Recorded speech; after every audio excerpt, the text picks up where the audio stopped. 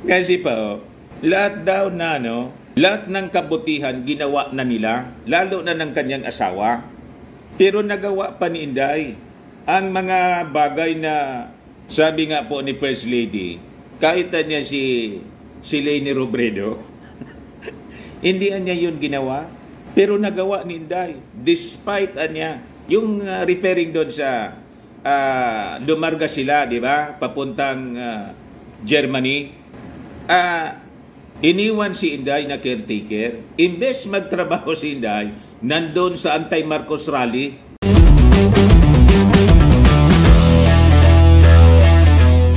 Ito naman po yung bago naming product na binibenta online. iGlow Serum, whitening po siya. Tingnan ninyo yung epekto sa aking anak na architect before and now. Yung mga inquiries po ninyo, dumiretso na lang kayo sa kanyang Facebook account, Riz Maravillas. May mabagsik mga kababayan na patama si First Lady Lisa Marcos kay Inday. In-interview kasi po ni Katonying si First Lady Lisa Marcos. Matindi po yung patama. Malamang maglaway at maulol mga kababayan sa... Grabe niya, Mr. Maravillas, ang description mo. Maglaway at maulol. Gano'n naman talagang tamang description dito sa mga DDS kasi yung patron nila, gano'n din ang may pagkaulol.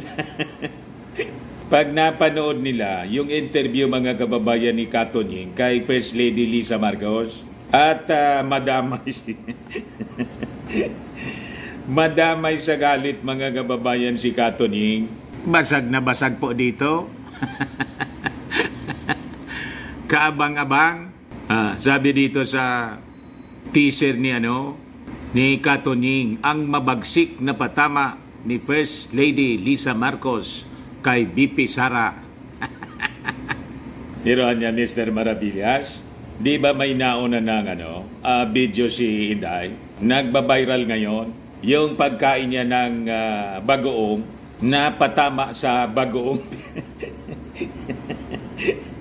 bagong Pilipinas. Kumakain po ng mangga, tapos bagoong. Sabay sabi si Inday na ito niya yung mangga gamit. Ayan pa, mahilig po magparinig si Inday tulad ng tambaluslos. Ganon sila, mga kababayan, ang hilig magparinig.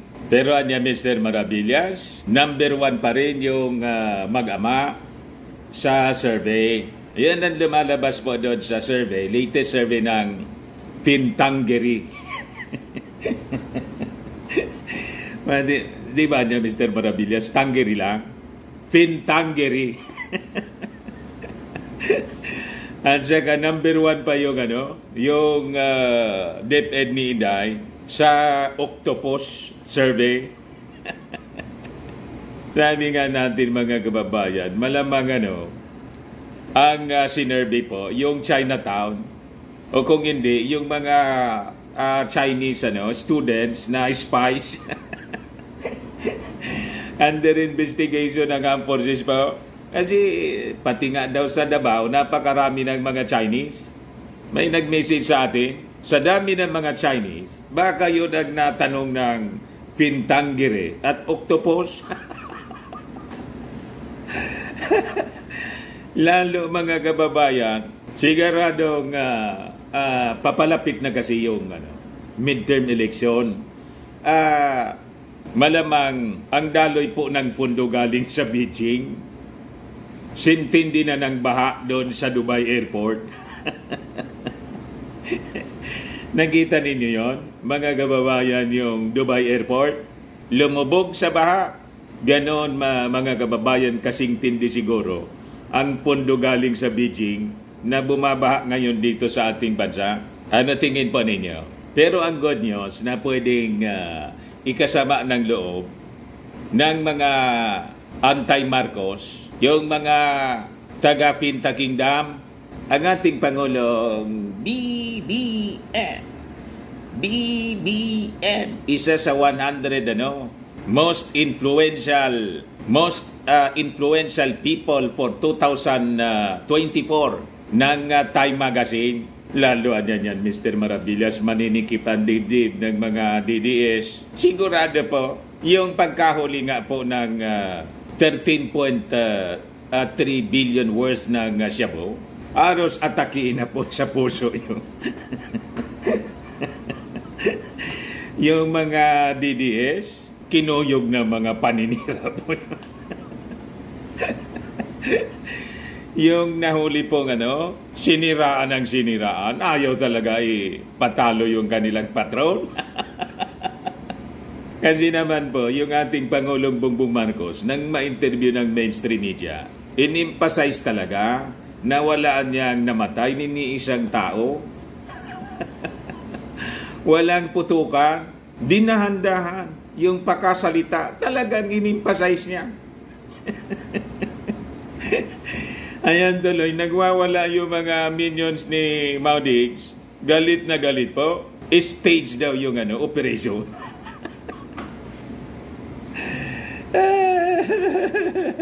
hindi sila makapaniwala na pwede pala ang bloodless drug campaign dito sa ating bansa.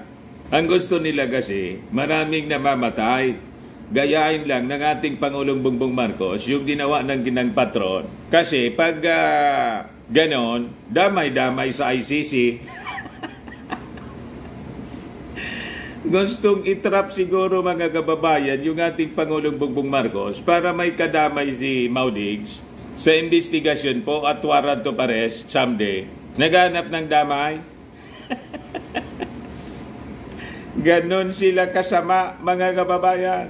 But before kibigay sa inyo yung mga balitang yan, click subscribe muna dito sa ating YouTube channel and hit the notification bell para lagi po kayong updated sa mga kaganapan at makatutuwa ng balita po. Analysis, hindi kayo maligaw, kaya dito po kayo. Mga Marcos loyalist, tumulong po tayo sa paglaban natin sa fake news. Share lang po, share and subscribe. Di ba? Yun lang po ang pwede ninyong maitulong sa akin. Wala tayong hindi natin ugali na manghingi ng pakape. At GCash po. Wala tayo sa ganon. Tulad ng mga DDS vloggers, ang hilig po sa. Kaya tapos, ina-accuse tayo na bayaran ng palasyo.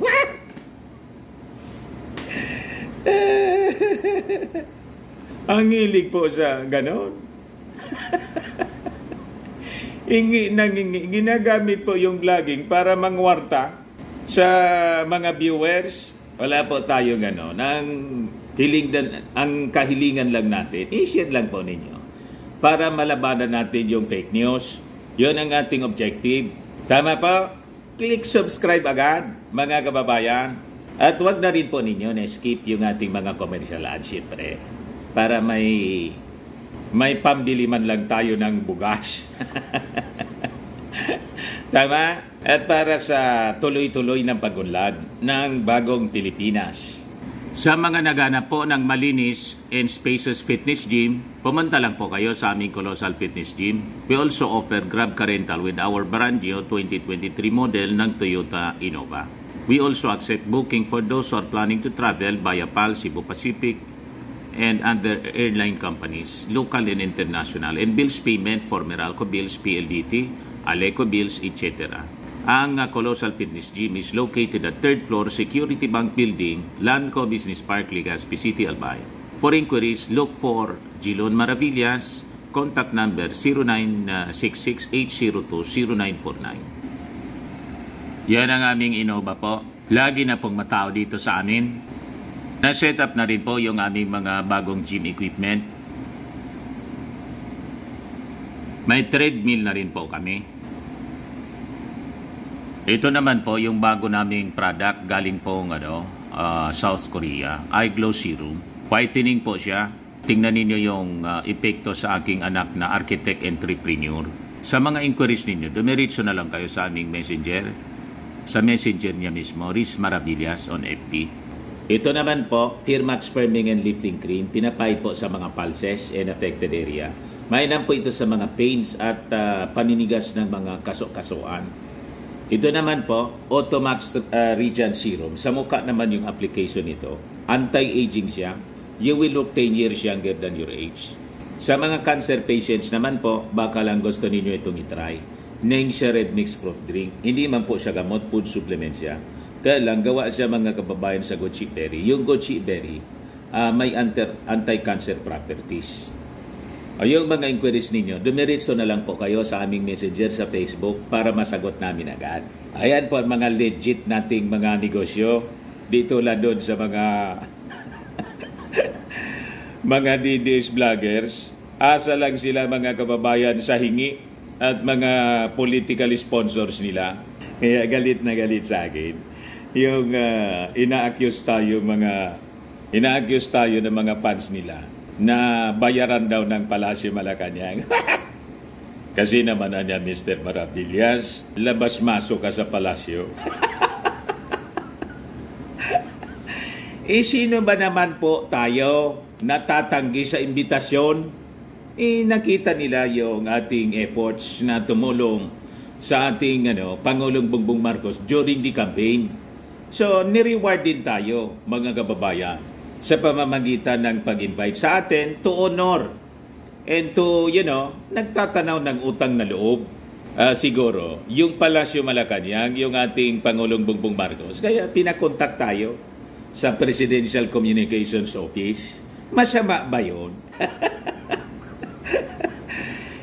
Nakita tayo na wala tayong motibo na magkaposisyon sa gobyerno. Hindi tulad ng ibang mga naunang vloggers po, dumikit ng dumikit sa Palasyo Malacanang para po ma-appoint as ambassador. Hindi man po siguro qualified. Reject po. At sabi, ang dami pang mga gustong ipasok. Wala tayong ganun po. Masaya tayo na nakikita natin yung ating Pangulong Bongbong Marcos. And ang kanyang mga kasama na sincero pong naglilingkod para mabago ang kalagayan ng ating mga mamamayang Pilipino. And with the efforts mga kababayan ng ating Pangulong Bongbong Marcos na nalampasan, kasi napakagaling po ng ating Pangulo, nalampasan po in just a very short period of time. Less than 2 years pa lang po. Kahit nga yung war on drugs po, mga kababayan, sabi nga natin, nagmukhang duwende. Yung war on drugs, mga kababayan ni Maudigs, nagmukhang duwende, hindi ngayon matanggap ng mga Duterte at ng kanyang mga minions. Kaya po, sinisiraan po yung ating administrasyon. Lalo na yung nahuli pong 13.3 billion. Pinagdudahan na stage daw po. Wala kasing binatbat si Maudigs. Pwede pala ang ganon. Bloodless campaign mga kababayan. Ni isang putok walang narinig mga kababayan. Pero tuni-tunilada yung nahuli ng ating mga authorities. O di ba napakasaya po? Pero imbes na sumaya, nanggalaiti po yung mga yung mga DDS, nanggalaiti po kung ano-anong mga kwentong marites po ang ibinabato sa ating Pangulong BBM. Hindi kasi nila matanggap na nagmukhang surot na lang. Ngayon niya, Mr. Maravillas, kasi kanyang kanina duwende, ngayon surot na lang. Nagmukhang surot na lang po. Ilalo na ngayon, yung ating Pangulong Bongbong Marcos, na pangalanan, nakasama po sa 100 most influential people of 2004 ng Time Magazine. Yan po yung ating Pangulong Bongbong Marcos na sinisiraan po. Hindi matinag po, mga kababayan. Ladong inaangan po sa buong mundo. Di ba? Sabi dyan, look, President Ferdinand Marcos Jr. has been included in Time Magazine's 100 Most Influential People of 2004. Marcos was cited for his post-pandemic efforts in standing steadfast against Chinese aggression in the South China Sea. Diba, inangaan siya kasi siya ang totoo mga kababayan na nanindigan, hindi siya nagpasinda. Hindi tulad po ni Mao Dix na sinabihan lang ni Xi Jinping, you'll be in trouble niya. At maapektuhan niya yung ating pagkakaibigan. Na yung pagkakaibigan mga kababayan may maitim na motibo. Kasi yung property ng kanyang kaibigan kinakamkam niya. At ang gustong mangyari ni Xi Jinping, habang kinakamkam niya yung property ng kanyang kaibigan, dapat ikaw kasi kaibigan ko, huwag kang magreklamo. Dapat tahimik ka lang. Pag hindi niya, awayin kita dyan, girahin kita. Ayun, nanginig mga kababayan sa takot si si Mao Dix, na tinatawag ng kanyang mga minions na maisog. Pero nangatal sa takot, pumasok ngayon sa kompromiso na secret deal. Kita ninyo, kinilala ang ating Pangulong Bongbong Marcos sa paninindigan po. Yan ang totoong maisog na leader. Valiant leader. Kasing tapang ni Bonifacio. Yan po. For standing steadfast against Chinese aggression in the South China Sea. Time Magazine said, Marcos brought technocrats back into government, steadied the post-pandemic economy, and elevated the Philippines on world stage. Sabi po ng Time Magazine, many problems persist including extrajudicial killings and journalists routinely attacked. But by trying to repair his family name, Bongbong may reshape his country too. Kita ninyo mga kababayan, binago ng ating Pangulong Bongbong Marcos yung imahe na masama ng ating bansa to the world stage. Dati ang sama po ng reputasyon ng Pilipinas, lalo na yung war on drugs. Yun po yung extrajudicial killings, yun ang sinasabi doon. Pero ngayon po, pati yung mga human rights groups, hindi na po nag-iingay ngayon kasi naaayon po sa kanilang agenda ang ginagawa po ng ating Pangulong Bongbong Marcos, yung may pagrespeto sa buhay ng ating mga mamamayan.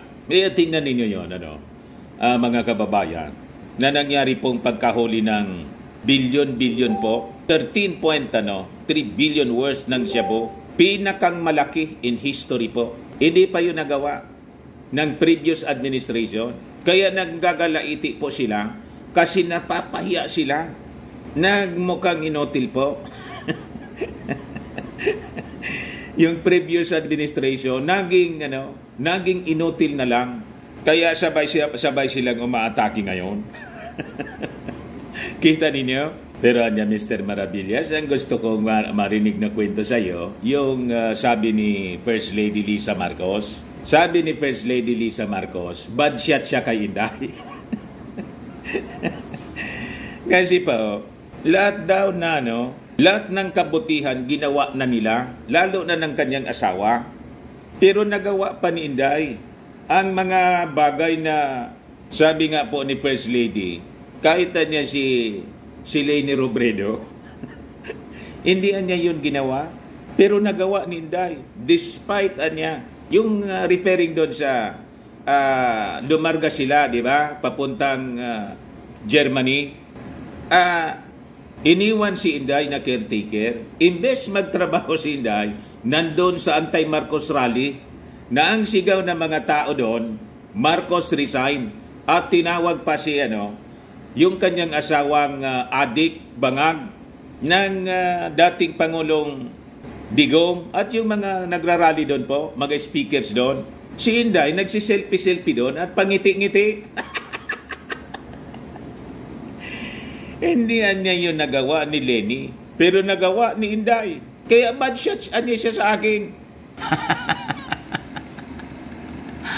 Ayan po. First Lady Lisa Marcos, First Lady Lisa inis kay BP Sara. Bad shot na yan sa akin. Sabi dyan, hindi na naitago ni First Lady Lisa Marcos ang saloobin laban kay Vice President Sara Duterte Carpio kaugnay sa mga isyong ipinupukol sa kanyang asawang si Pangulong Ferdinand Marcos Jr. Sa panayam ng isang broadcaster sa unang ginang, si Katunying po ang nag-interview. Sinabi nitong naging mabait siya kay BP Sara pero nasaktan siya dahil sa kabila ng ginagawa ng presidente para protektahan ang kanyang pangalawang pangulo ay binabanatan pa ito ng kanyang kapamilya at kinakaladkad sa isyu ng iligal na droga. Dumalupaan niya si BP Sara sa rally kung saan binanatan ang presidente. Kaya sumama ang kanyang loob. Maskian niya ang dating katunggaling si dating Vice President Leni Robredo ay hindi ginawa ang ganitong paninira sa Pangulo. Kaya walaan niyang dahilan para makipagmabutihan ito kay BP Sara. Tama po yung ating mga analysis. Kaya sabi ko sa inyo, tayo rito, what you see, what you hear is what you get. You decide. Yan ang slogan natin mga kababayan. What you see is what you get. Walang bulhan dito, mga kababayan. Truthful po tayo sa ating mga analysis. Yung mga nakikita natin sa behavior ng ating mga political leaders, pati ng kanilang mga members of the family, sinasabi natin objectively. Di ba sakto yung ating mga kwento? So tama lang, mga kababayan, yung naging reaksyon ni First Lady Lisa Marcos, kasi sobra-sobra po ang mga binibitawang panglalait, paninira, mga masasakit na salita, pananakot ng buong pamilya po ni Inday. At si Inday nandun. Kaya sabi ko, yung pagbiyahe ng ating Pangulong Bongbong Marcos pa Amerika, na hindi na iniwan na soul caretaker po si Inday, ang ibig sabihin nun, mga kababayan, tuluyan nang nawala ng tiwala yung ating Pangulong Bongbong Marcos. Kaya siya binigyan ng tagapagbantay na 2. Tama ba? Yun sana ay mga signs na kung may delikadesa pa si Inday na natitira, madaling sabi, kung may hiya pa lang sana na natitira sa pagkatao ni Inday, itong nangyari po na iniwan siya na caretaker pero may kahati, dapat sana nag-resign na lang siya as member of the cabinet. Lang sabi ng iba, paano naman anya, sayang man yung napakalaking, pinakang malaki ang budget kasi ng DepEd. What?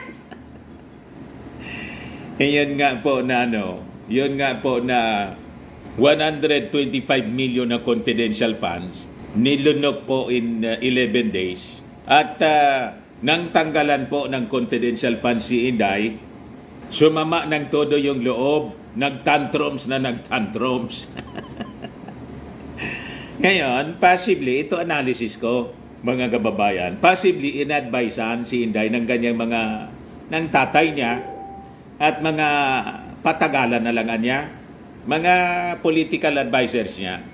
Huwag ka niyang magre-resign. Ayaan mo niyang tanggalin ka.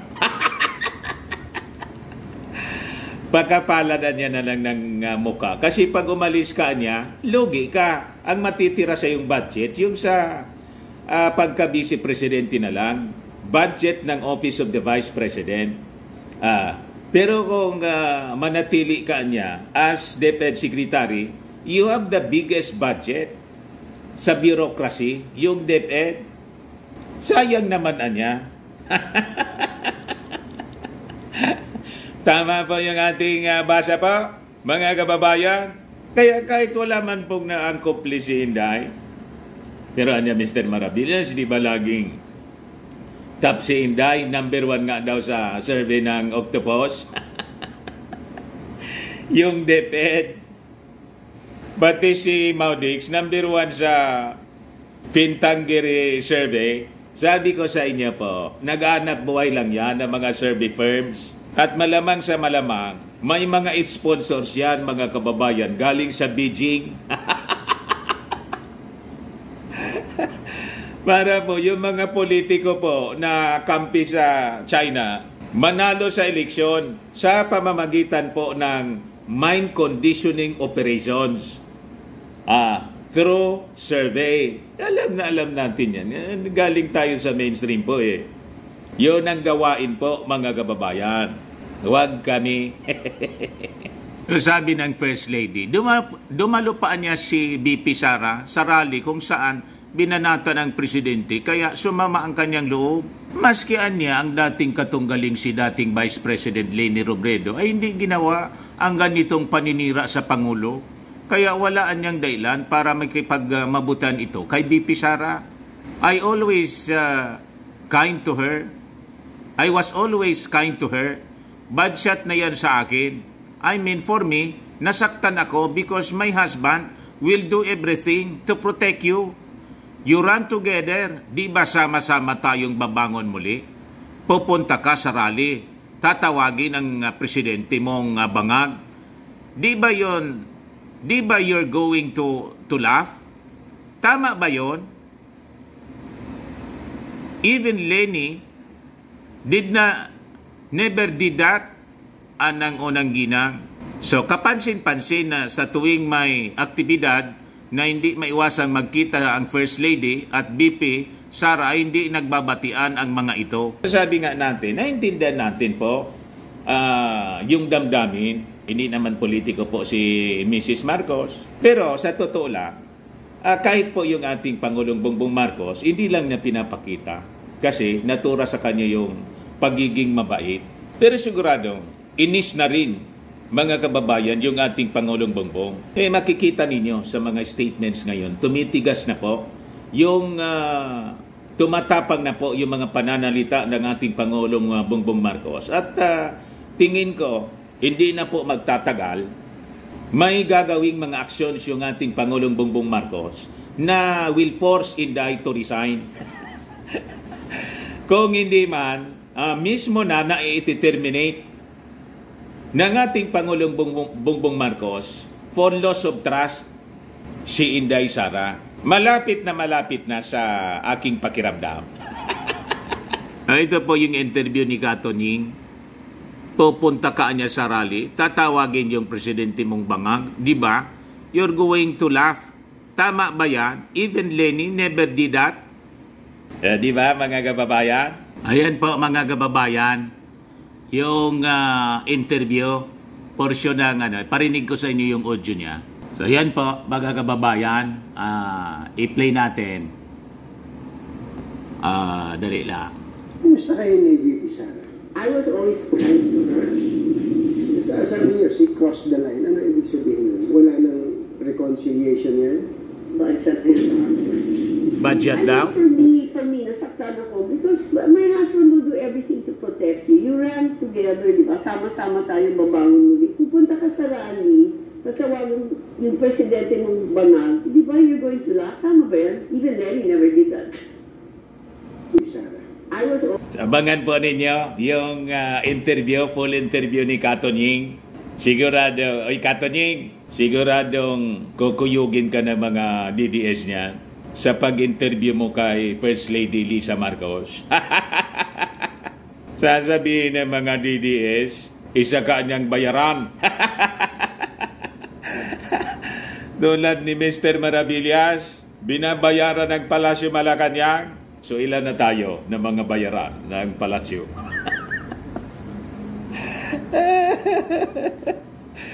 Ganon katindi, mga kababayan, itong mga kulto ni Maudix. Ay, gina niya, Mr. Maravillas, tinawag mong kulto. Kulto man talaga po. Kasi yung spiritual advisor niya, kulto. Kaya po, hindi makaintindi po ng tama, walang pagkaunawa po sa katotohanan. Kasi nasanay sila mga kababayan na maniwala ng mga kasinungalingan, ng kanilang mga puon, ng kanilang patron. Di ba? So, abangan po ninyo mga kababayan yung interview ni Kato Nying. I-plug na natin dito. Pero niya, Mr. Maravillas, ano yung sinabi mo kanina na number 1 pa rin si Maudig sa survey? Number 1 pa rin po. Nagpa-survey po yung Fintangery. Ano? Tangery 2025 elections, senatorial preferences. Number 1 po si Maudig. Na-dethrone si Erwin Tulfo. Ayan ba? Kilalaman po ninyo kung sino-sino nandiyan dyan, no? Ang pang-12 po si Tolentino. Number 7 si Super Ate. Tapos yung Octopus survey naman po, most trusted po si Inday. Most trusted and best forming government. Bakit forming? Performing siguro yan. Government agency in the first quarter of 2024. 82% po. Trust rating ni Inday. Pero nagbaba siya po mula sa iba man pala. Trust rating tapos performance rating. Yung DepEd, 82. Ang trust rating, performance rating po, 84. Sumunod lang po yung namimigay ng bigas. DSWD. Pero ayaw maniwala ng mga tao. Sabi ni Ricky Pinpin, rig-an niya. Sabi ni Maria GT Satin, mind conditioning. Sabi ni Wems, uso na talaga ang labasan ng survey dahil tinitake advantage ang kakayahan ng mga mamamayan. Sabi ni J. Umalin, kurakot ratings yata yan. Sabi ni Aljon Salibio, same old thing. Every time na may mga issues, check agad nila ang trust rating, satisfactory ratings, electoral surveys, etc. Kunyari, hindi bumababa para kunyari sila pa din ang panalo pagdating sa oras ng eleksyon. Utuin nyo mga sarili nyo. Walang maniwala po. Kitang-kita naman po na kinakamuti po tayo ng mga survey firms ngayon po para niya Mr. Maravillas. Tama yung duda mo. Ginagamit po ito para i-kondisyon ang isipan ng mga mamamayang Filipino. At malamang-malamang ang funding nito galing kay Xi Jinping. Ito naman ang mga survey firms. Hanap buhay nila yan. Kung saan sila kikita, doon sila. Tama ba, mga kababayan? Huwag magpa-uuto. Huwag pa-uuto. Pero niya, Mr. Maravillas, ano yung sinasabi mo kanina na may video si Inday na kumakain ng bagoong? Patama siguro yun sa bagong Pilipinas. Bagoong. Yung mga propagandista nila, di ba? Yung bagong Pilipinas, tinatawag na bagoong. Tapos, may sinasawsaw siyang mangga. At sabi ni Inday, ang bagong kaulugan daw ng mangga gamit. Pinaparinggan po yung ating Pangulong Bongbong siguro nito. Another name sa mangga gamit daw. Pakinggan natin mga kababayan. I-play ko po. Ayan po. Kabalumon sa another name para sa mangga. Unsa man. Tawag ano na yun? Mangga gamit. Unsa man. Tawag ano na yun? Mangga gamit. Another name daw sa mangga. Mangga gamit. Another name para sa mangga. Unsa man. Tawag ano na yun? Mangga gamit. Kita ninyo mga kababayan. Ito ang mga sinyales na malapit na mag-resign si Inday. Mag-resign siya o sipain siya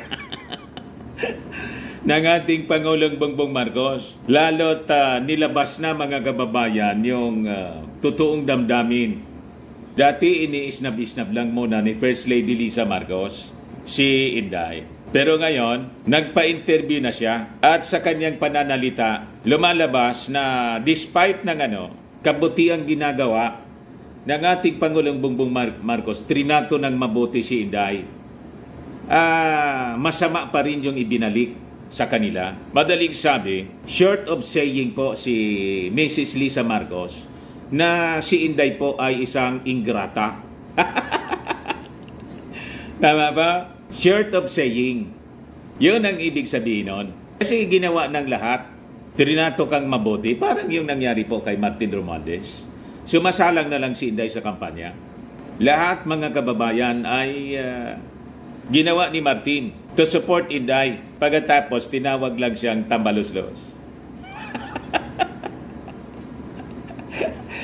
Ganon katindi. Sa Bible may tawag dyan na ito yung mga tanda, mga kababayan. Yan siya, 2 Timothy chapter 3, verse 1 to 13. This know also that in the last days perilous times shall come. For men shall be lovers of their own selves. Nagmamahalang sa kanyang sarili. Sarili lang niya yung iniisip niya. Wala siyang iniisip na iba kundi selfish lang. Self-interest lang po. Makasarili. Ginawan mo na ng mabuti, gagawan ka pa rin ng masama. Covetous, boasters, proud, blasphemers. Ay, ito pa. Dito si Inday, mga kababayan. Unthankful. False accusers. Yung tatay niya ito, incontinent, fierce, despisers of those that are good. Yan ang description din ng mga ng mga DDS. Minamasama nila yung mabuting ginagawa ng ating Pangulo. Ito pa, yung mga pro-China, traitors. Kita ninyo, yung Bible po, parang nagbabasa ka lang ng mga kaganapan, nagbabasa ka ng dyaryo, mga kaganapan sa ngayon. Exact description ng mga pag-uugali nila. Ayan man lang po, mga kababayan. Tayo, mga believers tayo eh. Ako po isang believer, hindi na ako nagtataka kung bakit ang sasama ng ugali ng mga taong yan. Kasi nakadescribe po sila. Lalabas talaga ang mga taong ingrato, unthankful, yung mga mabubuting gawa ng ating Pangulo, masama pa rin yung tingin nila. At marami yung traidor. So nagtaka pa kayo kung bakit ang daming Judas ngayon. Tama ba? Ako po si Dante Maravillas. Bye-bye po. God bless.